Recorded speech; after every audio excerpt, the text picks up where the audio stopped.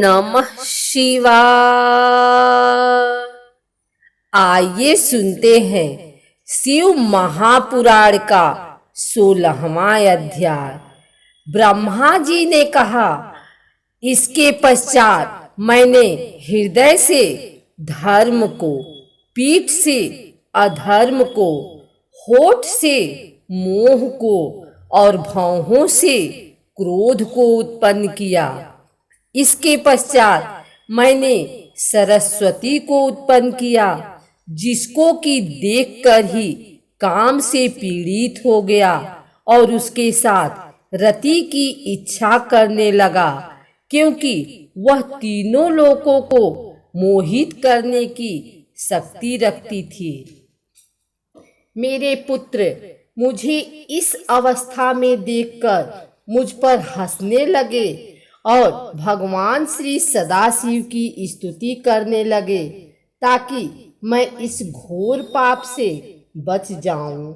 मेरे पुत्रों की प्रार्थना पर कृपालु व दयालु भगवान श्री सदाशिव ने प्रकट होकर मुझे समझाकर इस पाप से बचा लिया।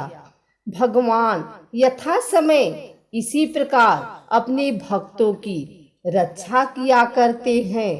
मैं पाप से बच गया, लेकिन मोहवश होकर भगवान सदाशिव की निंदा करने लगा।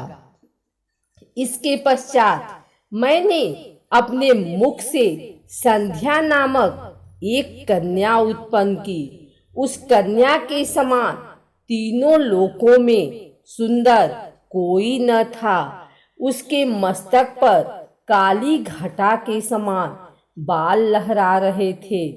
सुख की भांति नाक, कमल जैसे नयन, लाली लिए हुए सुंदर व पतले पतले होठ, अनार के दानों के समान सुंदर दांत, अनुपम ठोड़ी, 3 सुंदर रेखाओं वाला गला, नाना प्रकार के आभूषण पहने हुए, बाजूबंद तथा रत्न जड़ित अंगूठियां पहने हुए, पतली पतली अंगुलियां, कदली समान जांघें, घुंघरुओं से युक्त चरण, गंभीर नाभि, पतली कमर, बाल खाता हुआ पेट, चारण नख और शरद चंद्र के समान मुखमंडल इत्यादि।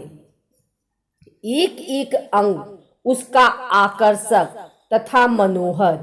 ऐसी गजगामिनी को देखकर मैं अपने आप को संभाल न सका और मोहित हो गया और काम से पीड़ित होकर मैं उसकी ओर चला।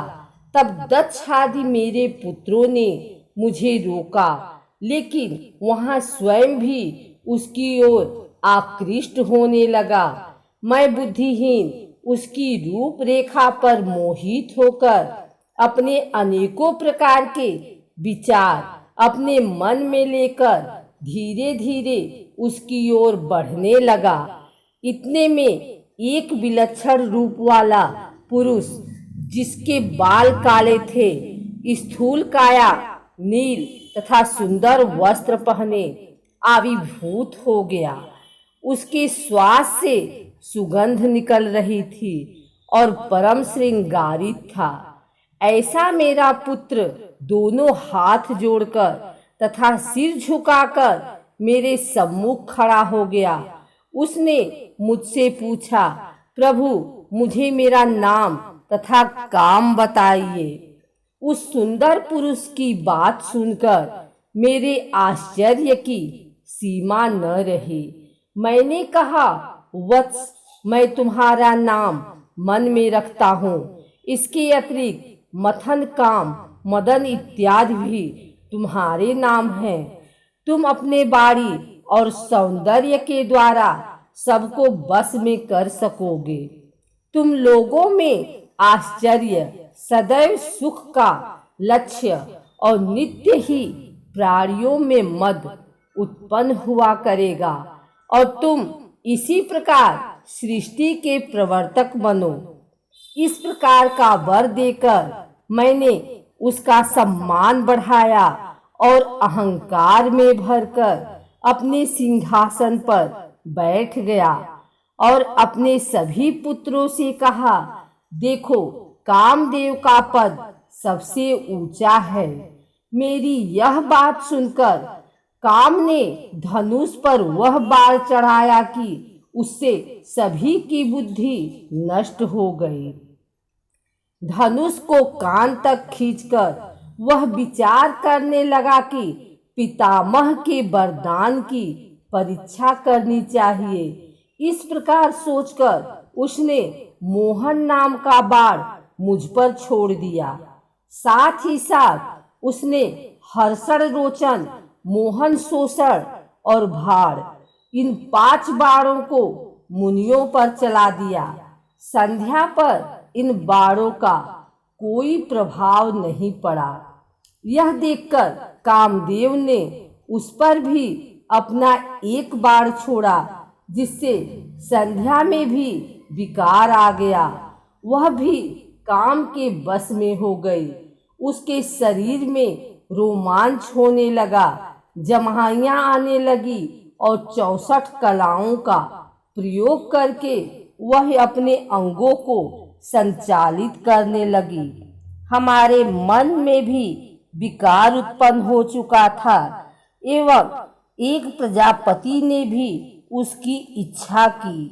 मरीचि और अत्रि तथा दक्षादि सब महर्षि इंद्रियों के विकास को उत्पन्न हो गए।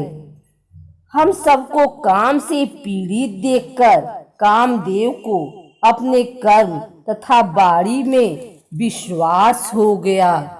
श्री ब्रह्मा जी बोले, नारद जी, हम पिता पुत्रों को संध्या पर बुरी तरह से मोहित देखकर सत्य और धर्म बड़े घबराए और वह धर्म रक्षक भगवान श्री सदाशिव मुझे देखकर हंसे और मुझको लज्जित करते हुए बोले, हे ब्राह्मण, तुम्हें अपनी पुत्री को देखकर काम कैसे प्रकट हो गया?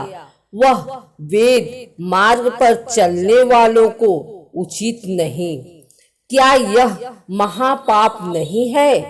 पुत्री पुत्र की बहु माता के साथ भोग करने वाला घोर नरक में डाला जाता है।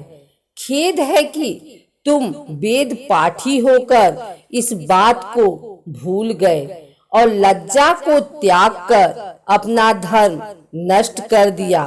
मैंने और भी बहुत से कामी पुरुष देखे हैं, मगर तुम तो सबसे बढ़ गए हो। तुम्हारे वेद पाठी और ज्ञानी होने पर 1000 बार धिक्कार है। नारद जी, मुझे इस प्रकार धिक्कारने के पश्चात भगवान श्री सदाशिव मेरे पुत्रों की ओर आकृष्ट हुए और बोले, अरे तुम जैसे एकांत योगियों का चित्त कैसे मलिन हो गया?